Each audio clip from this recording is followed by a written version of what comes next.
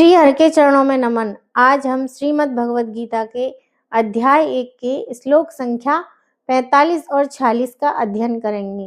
अहोबत महत् पापम कर्तुम व्यवसिता वयम यद्राज्य सुख लोभेन हन्तुम स्वजनमुद्यता यदि माम प्रतीकारम शस्त्रम शस्त्रपाणय धार्तराष्ट्रणारणे हन्त्युम विस्मन्ये क्षेमतरम भवेत्। इस श्लोक में अर्जुन भगवान श्री कृष्ण को तर्क देते हैं कि ये दुर्योधन आदि सब दुष्ट हैं, इनकी धर्म पर दृष्टि नहीं है, इन पर लोभ सवार हो गया है, इसीलिए ये युद्ध के लिए तैयार हो भी जाएं तो इसमें कोई आश्चर्य की बात नहीं। परंतु हम तो धर्म अधर्म को, कर्तव्य अकर्तव्य को, पुण्य पाप को जानने वाले हैं। ऐसे जानकार होते हुए भी अनजान मनुष्य की तरह हम लोगों ने बड़ा भारी पाप करने का निश्चय कर लिया है। इतना ही नहीं केशव, युद्ध में अपने स्वजनों को मारने के लिए अस्त्र शस्त्र लेकर हम तैयार हो गए हैं। यह हम लोगों के लिए बड़े भारी और आश्चर्य की बात है, अर्थात सर्वथा अनुचित बात है। हमने जो शास्त्रों में सुना है, हमारी जो जानकारी है, गुरुजनों से जो शिक्षा हमने पाई है, अपने जीवन को सुधारने का विचार किया है, उन सब का अनादर करके आज हमने युद्ध रूपी पाप करने के लिए विचार कर लिया है। यह बड़ा भारी पाप है। इस श्लोक में अर्जुन यह कहना चाहता है कि अपने सद्विचारों का, अपनी जानकारी का आदर करने से ही शास्त्र और गुरुजनों की आज्ञा मानी जा सकती है।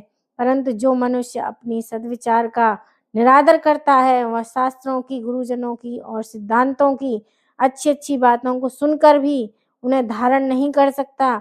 यदि मनुष्य अपने सद्विचारों का बार बार निरादर करे, उसे अनसुना करता है, उसका तिरस्कार करता है, तो एक दिन सद्विचार उसके मन में आना ही बंद हो जाते हैं।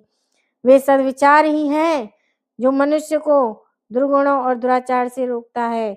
और अगर व्यक्ति के मन में सद्विचार आना बंद हो जाए तो फिर व्यक्ति को, मनुष्य को दुराचार करने से रोकेगा कौन? ऐसे ही हम अपनी जानकारी का आदर ही नहीं करेंगे तो हमें अनर्थ परंपरा से कोई नहीं रोक सकता। यहाँ अर्जुन की दृष्टि युद्ध रूपी क्रिया की तरफ है। वह युद्ध रूपी क्रिया को दोषी मानकर उससे हटना चाहते हैं, परंतु वास्तव में दोष क्या है, इस तरफ तो अर्जुन की दृष्टि ही नहीं है। युद्ध में कौटुंबिक मोह, स्वार्थ भाव की कामना ही दोष है, परंतु इस पर दृष्टि जाने के कारण आश्चर्य और खेद प्रकट कर रहे हैं, जो कि वास्तव में किसी भी विचारशील धर्मात्मा, शूरवीर क्षत्रिय के लिए उचित नहीं है।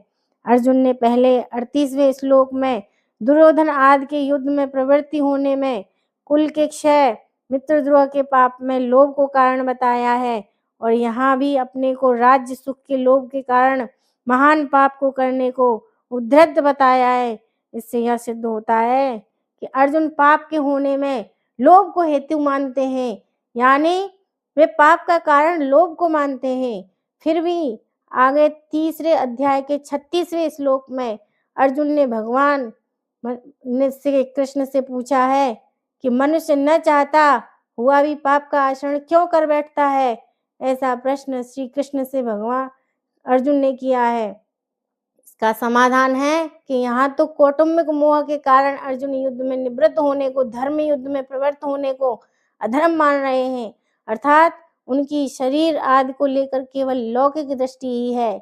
वे युद्ध में स्वजनों को मारने में लोभ को हेतु मान रहे हैं, परंतु आगे गीता का उपदेश सुनते सुनते उनमें श्रेय, अपने कल्याण की इच्छा जागृत हो जाती है।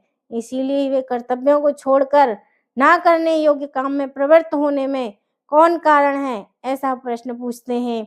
अर्थात वहां अर्जुन कर्तव्य की दृष्टि से, साधक की दृष्टि से पूछते हैं।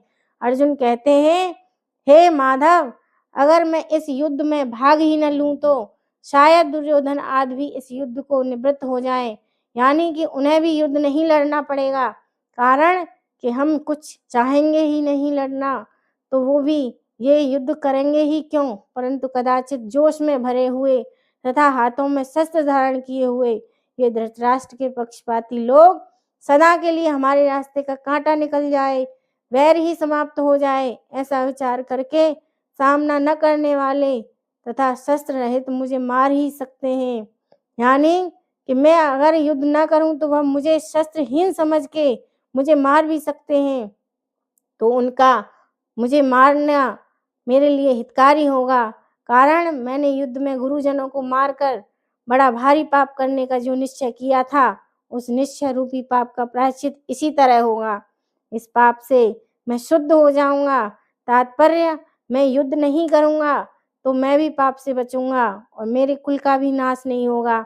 अब तक अर्जुन अपने आप को धर्मात्मा मानकर युद्ध से निवृत्त होने को, यानी कि युद्ध से बचने के लिए जितनी दलीलें, जितनी युक्तियां दी हैं संसार में, रचे बचे लोग अर्जुन की उन दलीलों को ठीक ही समझेंगे, क्योंकि यह संसार आज भी कुटुंब परिवार मोह आदि में ही फंसा हुआ है।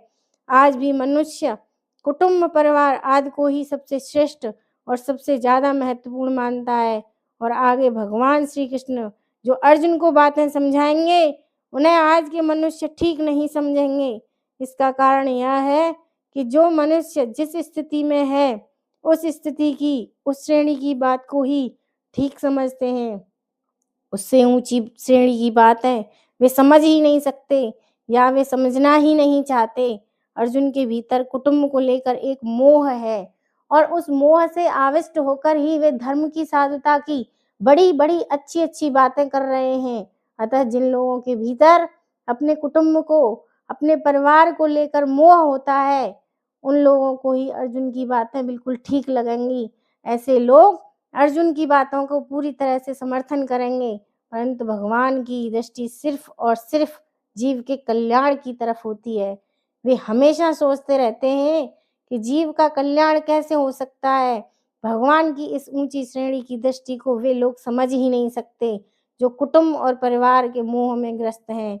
इसीलिए वे भगवान की बातों को ठीक नहीं मानेंगे, प्रत्युत्तर ऐसा मानेंगे कि अर्जुन के लिए ये युद्ध रूपी पाप से बचना बहुत ही ठीक था, पर भगवान ने उनको युद्ध में लगाकर ठीक नहीं किया। वास्तव में भगवान ने अर्जुन से युद्ध नहीं कराया है, बल्कि उनको अपने कर्तव्य का सिर्फ ज्ञान करवाया है। युद्ध तो अर्जुन को कर्तव्य रूपी से स्वतः ही प्राप्त हुआ था। अतः युद्ध का विचार तो अर्जुन का खुद का ही था। वे स्वयं ही युद्ध में प्रवृत्त हुए थे, तभी वे भगवान को निमंत्रण देकर आए थे। परंतु तुम उस विचार को अपनी बुद्धि से, अपनी अनिष्ट कारक समझकर वे खुद ही इस युद्ध से विमुख हो रहे थे, अर्थात अपने कर्तव्य पालन से हट रहे थे। इस पर भगवान ने कहा, यह जो तू युद्ध नहीं करना चाहता है, यह तेरा मोह है। अतः समय पर जो कर्तव्य है स्वतः प्राप्त हुआ है, उसका त्याग करना उचित नहीं है। वास्तव में तो युद्ध होना ही था, क्योंकि सभी की आयु पूरी हो चुकी थी। इस युद्ध को कोई भी टाल नहीं सकता था। स्वयं भगवान ने विश्व रूप के दर्शन के समय अर्जुन से कहा है कि मैं बढ़ा हुआ काल हूँ और सबका संहार करने के लिए यहाँ आया हूँ। अतः तेरे लिए युद्ध के बिना भी ये विपक्ष में खड़े लोग बच नहीं सकेंगे। इसीलिए यह नरसंहार अवश्य संभावी होना ही था। यह नरसंहार अर्जुन युद्ध न करते तो भी होता।